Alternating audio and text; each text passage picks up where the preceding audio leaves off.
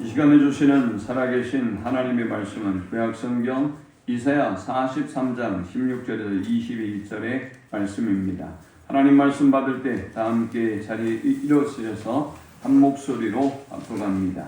나 여호와가 이같이 말하노라. 바다 가운데 길을 큰 물 가운데 지름길을 내고 경고와 말과 군대의 용사를 이끌어내어 그들이 일시에 엎드러져 일어나지 못하고 소멸하기를 거저가는 등불 같게 하였느니라.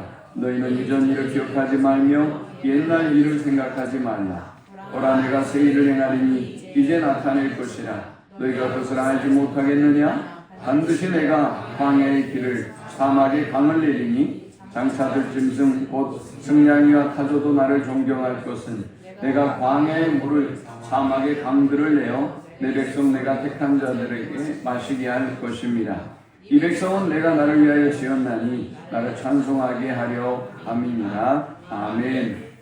하나님은 참으로 놀라운 역사의 주관자이십니다. 과거 이스라엘 백성들이 홍해를 가르고 마른 땅으로 건너오게 하셨던 놀라운 구원의 역사를 하나님은 행하셨습니다. 그런데 참으로 놀랍게도 때로는 하나님께서 이렇게 행하셨던 위대한 구원의 역사를 기억하라 라고 말씀하셨을 때도 있고요. 오늘 본문처럼 기억하지 말라 라고 말씀하신 적도 있습니다. 자, 왜 하나님은 너희가 이전 일을 기억하지 말라 라고 말씀하시면서 이전의 과거의 영광스러운 그리고 놀라운 이 주의 증거들을 기억하지 말라 라고 말씀하신 것일까요? 대부분 사람들이 옛날에 굉장한 영광을 맛보았다가 오늘의 만일 사업이 기울거나 가정이 어렵거나 내 처지와 형편이 어려워져 버린 분들이 있습니다. 이런 분들을 보면 다시 내가 재기하고 다시 내가 일어서서 과거의 영광을 회복하고 과거보다 더 큰 영광을 보리라 라고 열정적으로 삶을 살아가는 분도 있는 반면 이전에 그 영광과 그 어떤 부귀와 그 존귀함을 내가 어떻게 다시 회복할 수 있겠어? 라고 포기해버리고 마음을 놓아버리고 지금의 상황에 비관함에 빠져서 일어서지 못하는 분들이 많이 있습니다. 그래서 하나님은 과거 너희가 애굽에서 나와서 출애굽의 영광을 보았고 그리고 저 요단을 건너는 놀라운 축복을 보았고 또 하나님의 놀라운 공급하심 만나와 메추라기의 기적을 보았고 하나님의 인도하심을 보았던 그 과거의 역사를 더 이상 잊어라 라고 하나님이 말씀하고 있는 것입니다. 과거에 잊어야 될 일이 영광뿐만은 아니죠. 과거의 상처와 아픔도 있습니다. 우리는 연약하기에 늘 그릇된 길로 행하기도 했고 잘못된 판단으로 큰 아픔과 고통을 경험하기도 했습니다. 사람들이 대부분 과거에 매여 사는 사람들은 앞으로 나아가지 못하는 사람들이에요. 이 사람들의 삶은 발전이 없습니다. 과거에 이렇게 했을 걸. 그때 내가 이렇게 했어야 돼. 여기에 투자했어야 돼. 그 사람은 만나지 말았어야 돼. 내가 이 일은 하지 말았어야 돼. 그 직장은 가지 않는 게 좋았어. 라고 후회 속에 인생을 사는 사람들이 있죠. 여러분 참 안타까운 사람 아닙니까? 과거에 대한 후회에 사로잡혀 산다고 여러분의 현재가 달라질 리가 없어요. 뭐가 달라지겠어요? 여러분의 미래가 달라질까요? 여러분의 인생만 더 힘들어지고 어려워지고 더 깊은 비관과 낙심에 빠지게 되는 것입니다. 그래서 하나님은 우리에게 과거의 아픔과 상처를 잊어라 라고 말씀하고 있어요. 사람이 살아오면서 어찌 실수를 하지 않는 사람이 어디 있으며 사람이 살아오면서 죄를 범하지 않는 사람이 어디 있겠어요? 우리 모두가 자신에게는 관대하지만 늘 넘어지고 쓰러졌고 죄를 밥 먹듯 짓고 먹으면서 살았던 사람들이 바로 우리들이에요. 그런데 만일 우리가 쓰러지고 넘어졌던 우리의 죄악에 매여서만 산다면 어떨까요? 우리에게 희망이 있을까요? 우리에게 미래가 열리겠습니까? 그래서 하나님은 이전 일을 기억하지 말라라고 우리에게 말씀하고 있습니다. 이사야 43장에 보면 하나님은 이제 새 일을 행할 것이다 라고 말씀하시고 하나님이 그 일을 주도해서 하실 것이다 라고 말씀하셨어요. 그런데 이사야 41장 14절에 보면 하나님이 이렇게 말씀합니다. 버러지 같은 너 야곱아, 너희 이스라엘 사람들아, 두려워하지 말라. 나 여호와가 말하노니 내가 너를 도울 것이라. 내 구속자는 이스라엘의 거룩한 이인이라 했어요. 지렁이 같은 너 야곱아, 버러지 같은 너 야곱아, 이렇게 번역을 하기도 했는데요. 우리는 사실 지렁이 정도에 불과한 존재예요. 우리는 버러지 같은 존재예요. 아니 그보다 못하면 못했지 대단하고 위대한 존재가 아니란 말입니다. 적어도 하나님 앞에서는 말입니다. 여러분이 하나님 앞에서 무엇을 할 수 있을까요? 지렁이도 삐질 수 있을 거예요. 그러지 않겠어요? 지렁이도 분노할 수 있을 겁니다. 그러나 지렁이가 분노하고 지렁이가 삐지고 지렁이가 화낸다고 해서 뭐가 달라질 건 없어요. 걸어가던 여러분이 밟아버리면 되고 걸어가던 여러분이 짓밟아버리면 지렁이, 벌레는, 버러지는 죽음에 이르게 돼요. 인간이 아무리 대단한 능력을 가지고 있다고 생각해도 하나님 앞에서 하나님은 버러지 같은 존재라는 사실을 우리에게 일깨워 주고 있어요. 절망적이라고요? 아닙니다. 희망은 바로 여기에서 시작되는 거예요. 여러분 자신에 대한 올바른 이해, 여러분 자신에 대한 바른 지식에서 여러분의 미래가 열리고 여러분의 삶에 희망이 열리기 시작하는 것입니다. 그러면 하나님은 저와 여러분을 무시해서 버러지라고 말씀하셨을까요? 지렁이라고 말씀하셨을까요? 여러분들이 여러분의 자녀들에게 버러지, 지렁이라고 얘기한다면 아마 굉장하실 거예요. 여러분의 분노가, 여러분의 증오가 아마 대단할 겁니다. 뭐라고? 내 자식에게 그런 말을 해? 라고 하면서 분노하겠죠. 그런데 하나님은 당신의 백성 이스라엘 향해서 너희는 버러지 같은 존재다 라고 말씀하셨어요. 그러나 또 놀랍게도 하나님은 내가 너를 도울 것이다. 내가 너희의 구속자다 라고 말씀하셨습니다. 그리고 41장 10절에는 두려워하지 말라. 내가 너와 함께함이라. 놀라지 말라. 나는 내 하나님이 됨이라. 내가 너를 굳세게 하리라. 참으로 너를 도와주리라. 참으로 나의 의로운 오른손으로 너를 붙들리라. 보라, 내게 노하던 자들이 수치와 욕을 당할 것이요 너와 다투는 자들이 아무것도 아닌 것 같이 될 것이며 멸망할 것이라 말씀하셨습니다. 지렁이 같은 우리가, 버러지 같은 우리가 무엇을 할 수 있겠습니까? 그런데 하나님은 두려움에 휩싸여야 할 우리에게 조금도 두려워하지 말라라고 말씀하셨습니다. 하나님이 우리와 함께 하시고 하나님이 우리를 도울 것이기 때문에 조금도 염려하지 말라라는 것입니다. 오히려 우리를 짓밟고 우리를 고통스럽게 하고 우리를 다투던 자들은 다 도망치고 허무한 자처럼 만들 것이다 라고 하나님이 약속하고 있습니다. 그러나 그럼에도 불구하고 우리는 담대하지 못합니다. 우리에게는 늘 두려움이 있죠. 우리에게는 늘 염려가 있어요. 늘 여러분 자신의 현재에 대해서, 미래에 대해서 우리는 여전히 불안합니다. 하나님은 42장을 시작하면서 42장 1절에 또 이렇게 당신의 백성들에게 확신을 주셨습니다. 내가 붙드는 나의 종, 내 마음에 기뻐하는 자, 곧 내가 택한 사람을 보라. 내가 나의 영을 그에게 주었은즉 그가 이방에 정의를 베풀리라. 하나님은 두려움에 떨고 있는 이스라엘 백성에게, 하나님은 연약함에 빠져있는 이스라엘 백성에게 너는 내가 붙드는 나의 종이다 라고 다시 확인시켜 주셨습니다. 너는 내가 내 마음에 기뻐하는 자다 라고 말씀하셨어요. 사랑하는 여러분, 저와 여러분의 삶이 아무리 초라하고 힘들어 보여도 하나님은 여러분을 붙잡고 계시고 하나님은 여러분을 기뻐한다는 사실을 믿으시기 바랍니다. 어제까지 쓰러졌어도, 어제까지 교만했어도, 어제까지 그릇된 길로 가셨어도 하나님은 여러분을 당신의 마음속에서 진심으로 기뻐하는 자입니다.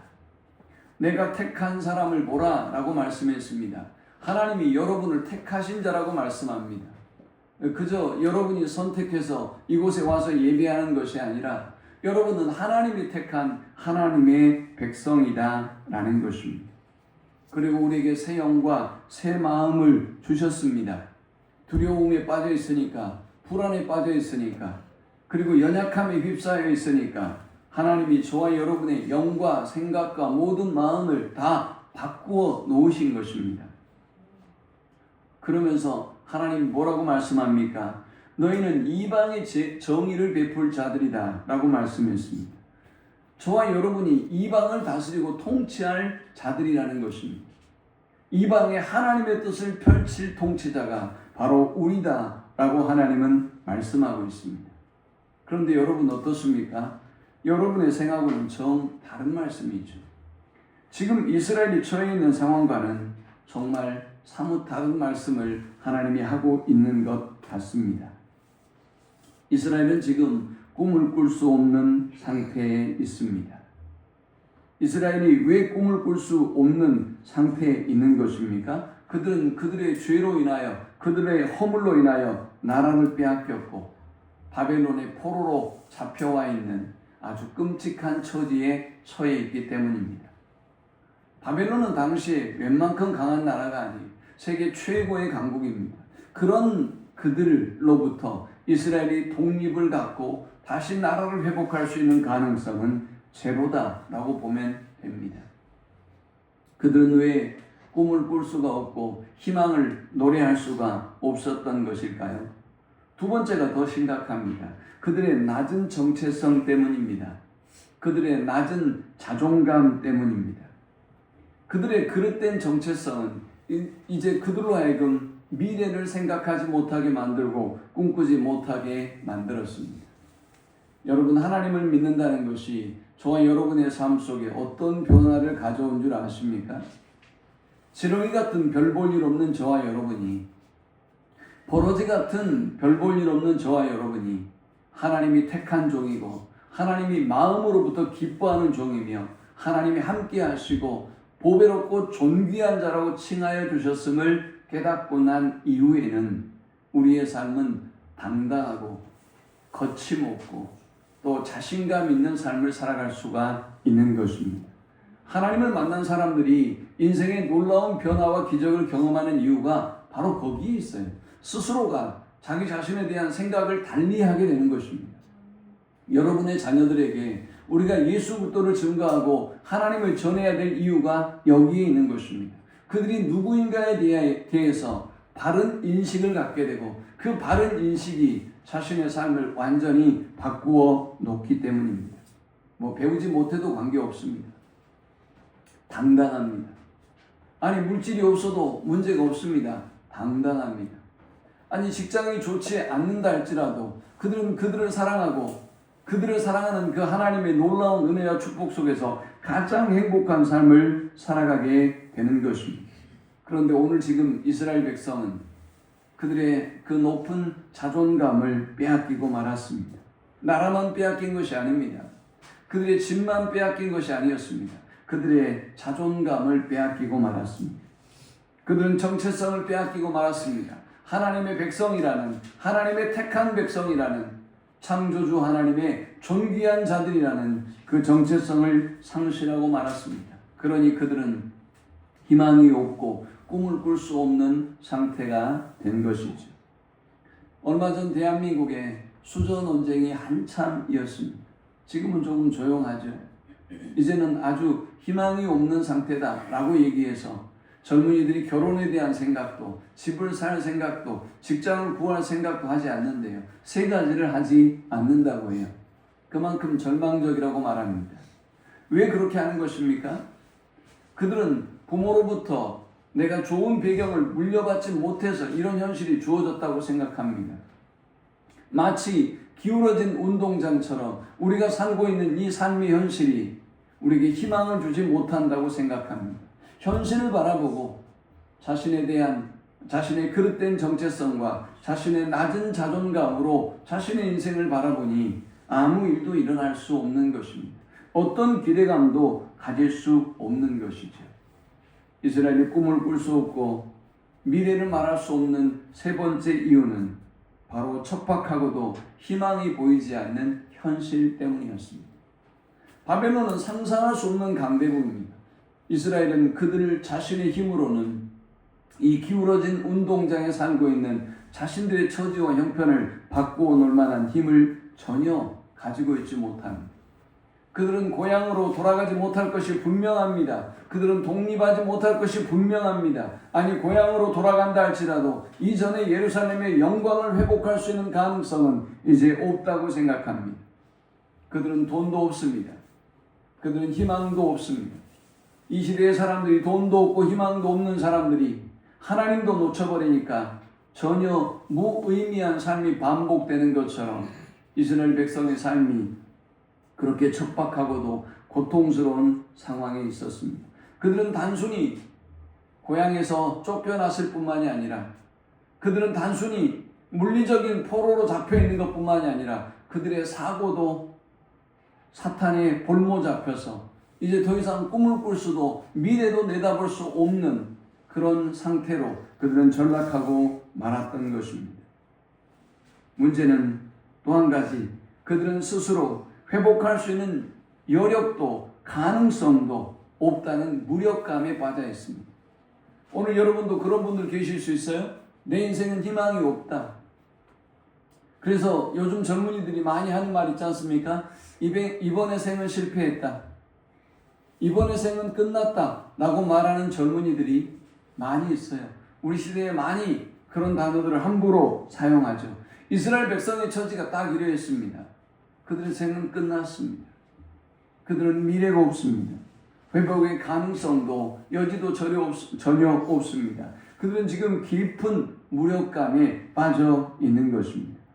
그런데 놀랍게도 하나님은 실패와 깊은 좌절과 전망에 빠져 있는 이스라엘 백성에게 찾아오시고 내가 누구인지, 너희는 누구인지, 내가 너희를 통해서 어떤 일을 이루어 갈 것인지를 구체적으로 말씀하며 그들을 세워 나갑니다. 네덜란드 출신의 코르텐 붐이라고 하는 분이 있습니다. 2차 세계대전이 일어나면서 유대인들을 숨겨주다가 온 가족이 나치 강제 수용소에 끌려가게 됩니다. 언니를 잃고 부모님을 모두 잃게 되었습니다. 그는 자신 또한 죽음의 문턱에서 넘나드는 절망적인 상황이 반복되었고 그는 점점 더 소망을 잃어갔습니다.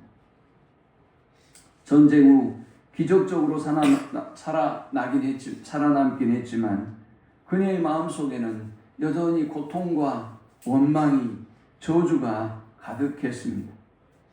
그런데 놀랍게도 이 모든 고통 속에서 그녀는 하나님의 그 놀라운 은혜와 사랑을 경험하게 됩니다. 그리고 오히려 자신과 가족에게 고통과 아픔을 안겨주었던 사람들을 사랑하고 용서하고 안아주는 사람이 되었습니다. 심지어 가족을 죽인 나치 간수 중 한 명을 만나서 악수를 청하고 자신이 진정으로 그를 용서했다고 선언할 정도의 사람이 되었습니다. 무엇이 이것을 가능하게 한 것입니까? 무엇이 분노를, 무엇이 이 증오를, 무엇이 소망 없는 그녀의 삶을 이렇게 새롭게 만들어 놓은 것입니까? 하나님이 그녀의 마음속에 찾아오시고 하나님이 그녀의 마음속에서 새 일을 행하기 시작했기 때문입니다. 조니 에릭슨 타다라고 하는 여자분이 있습니다.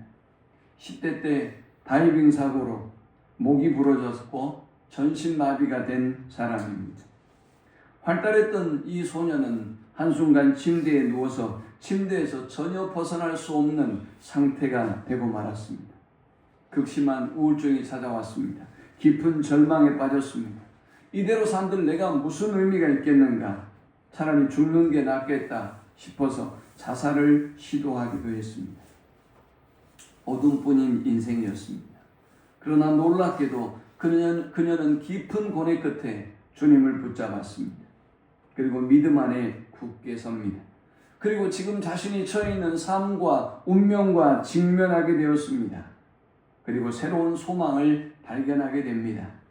그녀는 입에 붓을 물고 그림을 그리기 시작했습니다. 그리고 장애인들의 대변자가 되고 희망을 전하는 사역자가 되었습니다. 그녀의 그림과 책과 강연은 전 세계의 수많은 장애인, 비장애인들에게 큰 감동과 용기와 위로를 주고 있습니다. 조니 에릭슨 타다의 이 삶에서 어떤 변화가 일어난 것입니까? 몸이 굳어서 움직이지 못하는 상황은 여전히 똑같은데 도대체 그녀에게 무슨 일이 일어난 것입니까? 하나님을 만난 것입니다. 하나님이 그녀의 인생에 새로운 정체성을 깨닫게 만들었고 새로운 소망을 보게 만들었고 새로운 삶의 방식을 하나님이 열어주셨기 때문에 새로운 길을 하나님이 열어주셨기 때문에 강물이 흐르게 하셨기 때문에 이렇게 놀라운 사람으로 놀라운 기적의 주인공으로 변화되는 역사를 경험하게 되었던 것입니다. 이스라엘 백성은 버러지에 불과했습니다. 조상의 죄에 대한 정죄감과 원망과 증오로 가득한 상황에 처해 있습니다. 그들의 현실은 이제 재기할 수 없는 재기불능한 상태가 되고 말았습니다. 그들에게는 소망도 미래도 없는 상황이 지금 현재의 상황인 것입니다. 그러나 놀랍게도 하나님은 그들을 찾아오셔서 그들로 하여금 꿈꿀 수 있는 이스라엘 백성이 하나님의 백성이 되게 하셨습니다. 과연 그들이 어떻게 꿈꾸는 자가 되었을까요? 어떻게 지금의 이스라엘이 되었을까요? 어떻게 세계를 주름잡을 만한 저렇게 강한 나라가 된 것일까요? 먼저 하나님은 그들을 찾아오셔서 그들로 꿈꾸지 못하게 만들고 미래를 바라보지 못하게 만드는 하나님과의 관계를 회복시켜 주었습니다. 1절에 야곱아 너를 창조하신 여호와께서 지금 말씀하시느니라. 하나님이 이스라엘 백성에게 말씀하시기를 내가 온 땅을 지은 창조주이다. 그리고 내가 너를 지명하여 불렀고 너는 내 것이다 라고 하나님이 말씀해 주셨습니다. 사랑하는 여러분, 저와 여러분의 인생길 홀로 걸어가는 인생길이 아닙니다. 저와 여러분의 인생길 부모를 잘 못 만났어도 아니 부모가 제대로 인생을 살지 못했어도 여러분 위하여 기도하고 여러분을 믿음으로 세워주지 못했어도 저와 여러분의 배후에는 하나님이 계신다는 사실을 기억하십시오. 그 하나님은 여러분의 부모처럼 무능하지 않습니다. 그 하나님은 여러분의 부모처럼 무식하지도 않습니다. 그 하나님은 여러분의 부모님들처럼 저와 여러분의 삶에 무관심하지도 않습니다. 우리 하나님은 이 땅을 창조하신 하나님이고 저와 여러분을 택하신 하나님입니다.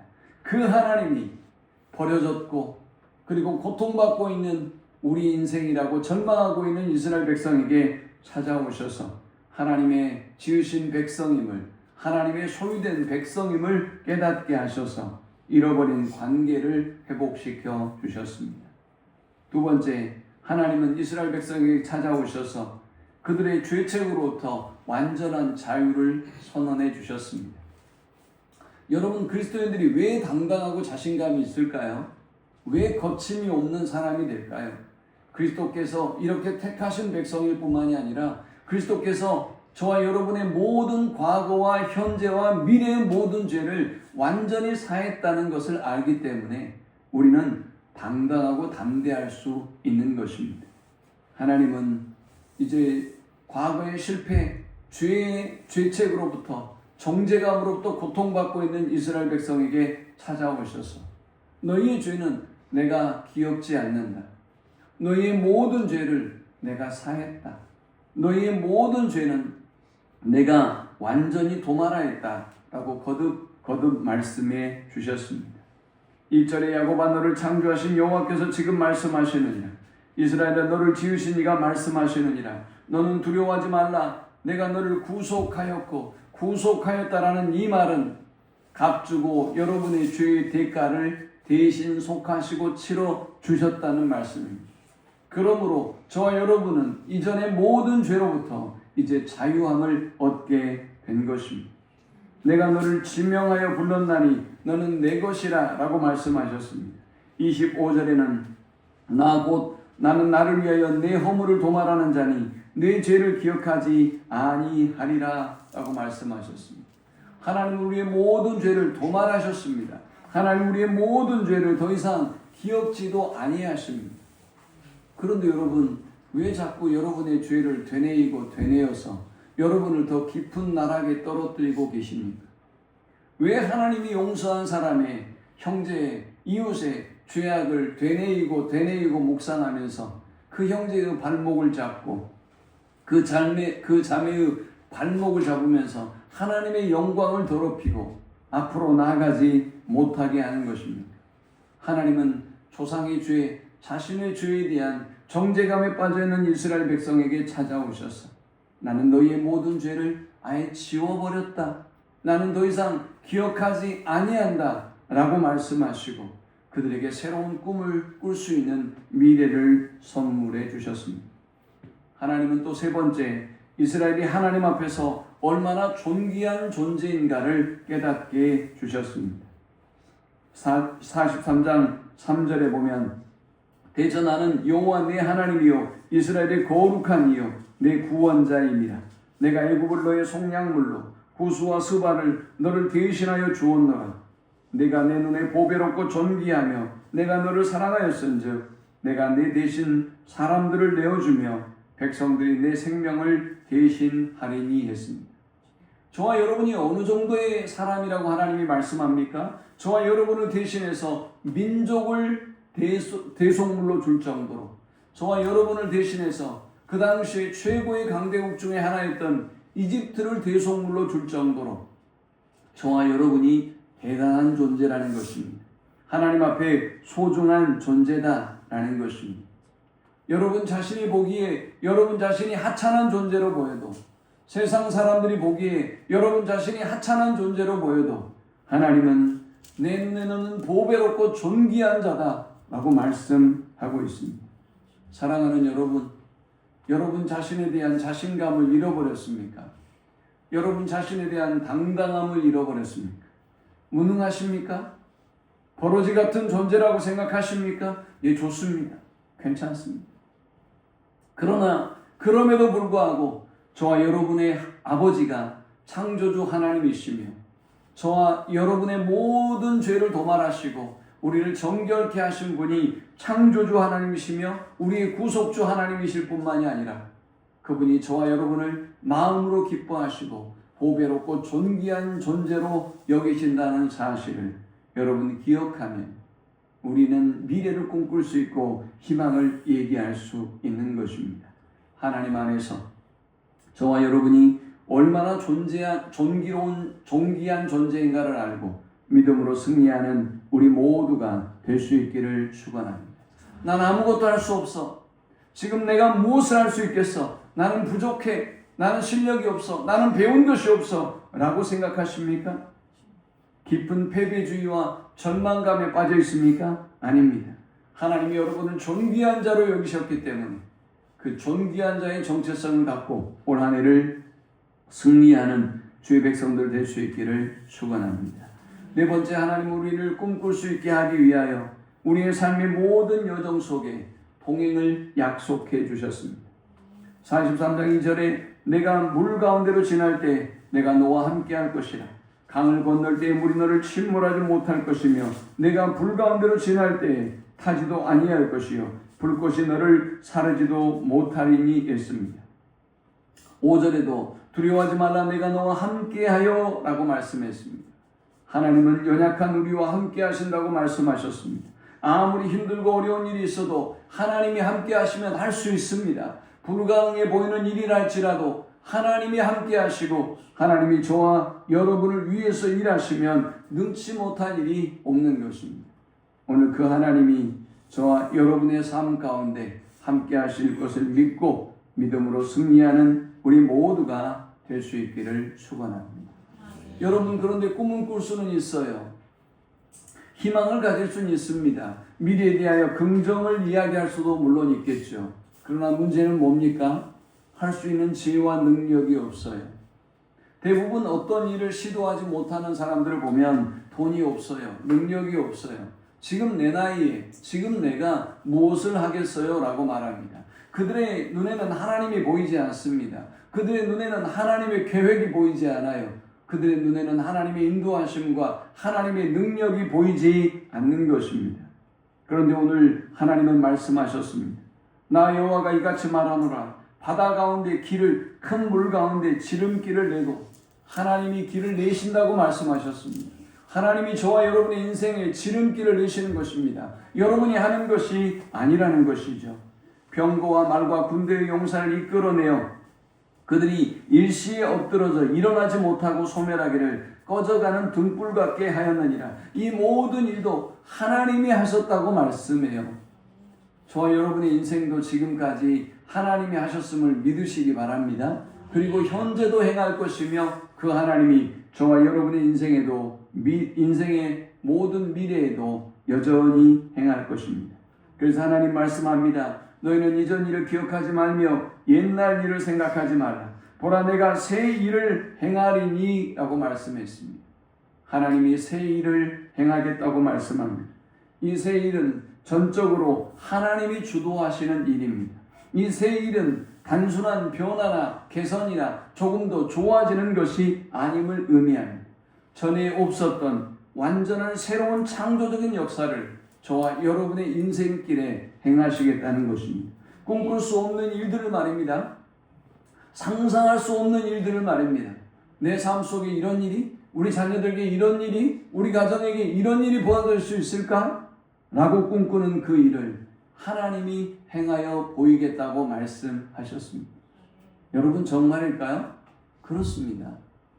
하나님은 실제로 이스라엘 백성들이 바벨론의 그 긴 70년의 포로 생활을 마치고 올 때 이스라엘이 싸우게 하지 않았어요. 하나님께서 그 바벨론이란 그 나라를 페르시아가 정복하게 만들었어요. 그러나 페르시아가 그 나라를 정복하고 바로 돌아온 것은 아닙니다. 페르시아가 고민했습니다. 얘네들을 어떻게 할까? 포로로 잡고 있는 이스라엘 백성들을 어떻게 할까? 라고 생각하다가 쟤네들을 돌려보내는 것이 페르시아 제국에 훨씬 유리하다고 생각했습니다. 그래서 돌려보냈습니다. 너네는 너네 집에 가. 그래서 이스라엘이 바벨론 유수 70년의 유수를 끝내고 돌아오게 된 것입니다. 빈손으로 돌아왔냐고요? 아닙니다. 바사왕이 바사왕 고레스가 칙령을 내렸습니다. 저들이 갈 길을 안전하게 보호하라. 저들에게 필요한, 저들이 가서 성을 짓고 그리고 성전을 재건할 인부와 전문가들을 대고 그리고 물자도 지원하라 라는 칙령을 내립니다. 하나님의 놀라운 역사가 아니고서는 불가능한 일이 일어난 것입니다. 저와 여러분의 삶 가운데도 하나님이 새 일을 행하시면 이렇게 놀라운 일이 일어날 줄 믿습니다. 광야의 길을 내신다는 것은 어떤 의미입니까? 단순히 이 길은 물리적인 길만을 의미하는 것이 아닙니다. 영적인 길이고 총체적인 회복의 길을 의미합니다. 오늘 저와 여러분의 인생길에 하나님이 광야의 길을 내듯 여러분의 인생의 회복의 길을, 여러분의 인생의 축복의 길을, 여러분의 가정에도 회복의 길을 열으시는, 또 여러분의 산업에도 하나님의 회복과 축복의 길을 여는 놀라운 은혜와 복이 함께할 수 있기를 축원합니다. 사막에 강이 흐르게 한다라는 이 말씀은 무슨 말씀입니까? 메마른 환경, 좌절할 수밖에 없는 어두운 환경 가운데서 하나님께서 생명의 능력으로 여러분의 삶을 이끌어 주신다는 말씀입니다. 하나님이 개입하시면 됩니다. 하나님이 간섭하시면 우리가 상상할 수 없는 방법으로 하나님의 상상할 수 없는 복과 은혜를 부어 주시기 때문입니다. 그런데 여러분, 아멘할 수 없는 분들이 훨씬 더 많죠. 왜요? 여러분이 무능하니까요. 아멘할 수 없는 분들이 훨씬 많아요. 여러분의 처지와 형편이 너무나 처절하니까요. 그죠? 성경에 나온 이야기처럼 들리는 분들이 훨씬 많아요. 맞아요. 그래서 우리는 꿈을 꿀 수 없는 거예요. 그래서 우리는 하나님을 바라볼 수 없는 거예요. 그래서 우리가 미래를 말할 수가 없는 거예요. 그래서 여러분의 삶 속에 전혀 어떤 변화도 일어나지 않고 있는 거예요. 오늘 하나님이 저와 여러분에게 주시는 이 말씀을 듣고 오늘 여러분의 처지와 형편이 어떠하든지 상관없습니다. 오늘 여러분의 실력이 어떠하든지, 오늘 여러분 주변에 사람이 있든 없든지, 여러분에게 물질이 있든 없든지 하나님이 내 인생에도 새 일을 행하시기를, 어디로 가야 할지 모르는 이 광야 같은 인생 가운데 하나님이 길을 열어주시기를, 하나님이 우리 자녀들에게도 길을 열어주시기를, 또 하나님이 놀라운 생명의 능력을 흘려보내주시는 그 은혜와 복을 누리는 축복의 한 해가 될 수 있기를 축원합니다. 이제 우리는 무엇을 해야 될까요? 우리는 그저 그 하나님의 역사를 보기만 하면 됩니다. 그래서 하나님의 역사를 19절에 보라라고 말씀했습니다. 설치지 마세요. 나서지 마세요. 여러분이 설치고 나서기 때문에 더 깊은 절망을 하는 거예요. 하나님의 약속을 믿고 기도하고 엎드리고 하나님께 맡기면 되는 거예요. 우리의 자녀들도 가정도 우리의 모든 것들도 하나님 앞에 다 맡기면 되는 것입니다. 그러면 이제 어떤 일이 일어날까요? 하나님이 저와 여러분의 회복을 통해서, 저와 여러분의 가정의 회복을 통해서 그의 영광을 회복시키겠다고 말씀하고 있어요. 저와 여러분만 축복을 받은 게 아니에요. 저와 여러분이 받은 그 축복으로 인하여 저와 여러분 주변의 사람들이 복을 받고 들짐승들도 복을 받아서 하나님께 영광을 돌리는 역사가 임하게 될 것이라고 말씀합니다.